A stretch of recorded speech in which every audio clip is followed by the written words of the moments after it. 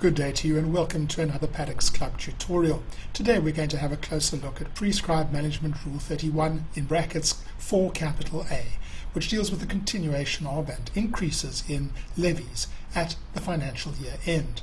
Let's first have a look at the wording of this provision, which has warranted quite a lot of discussion in the discussion forum recently.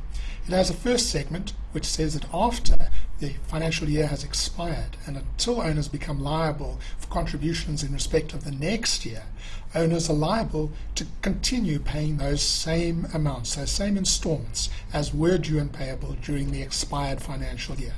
And then there's a proviso, which I think is a little more difficult. The trustees may, if they consider it necessary and by written notice to the owners, increase the contributions by a maximum of 10% to take account of anticipated increased liabilities of the body corporate. The first thing that's absolutely clear is that this applies only to the period from the end of the financial year until a new budget is implemented, after the next AGM, that is. Let's look at those two elements again. The first is that levies continue to be payable in the same installments as they were during the last financial year, usually monthly. That seems fairly clear, I think. The second is that the trustees may, in certain circumstances, increase levies by up to 10%. And here there's some confusion.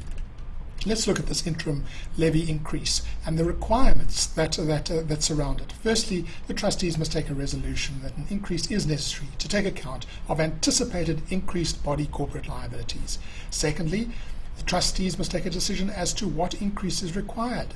It could be 5%, it could be 2%, it could be nothing, it could be up to 10%, but not more.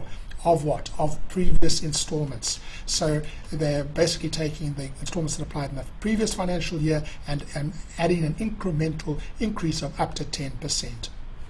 And they must do so, if they choose to do so at all, by written notice to all owners. There are some confusions arising from this, as have been evidenced on the discussion forum. Firstly, this is not an automatic increase that can just be implemented willy-nilly at the end of the financial year.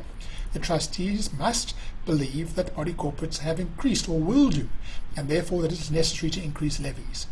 But they do not need to have a proposed budget ready for the AGM, which is usually held some months after the financial year end. If they are aware that body corporate expenses have already or are certainly going to increase, they can implement this interim increase without having a proposed budget ready for the AGM. Owners are entitled to ask for the basis upon which the trustees decided that the interim increase was required.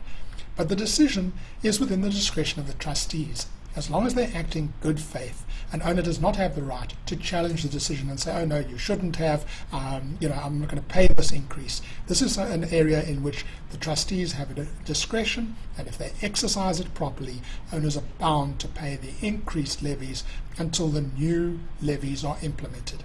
Thank you very much for joining me, and we can take this discussion further if necessary on the discussion forum.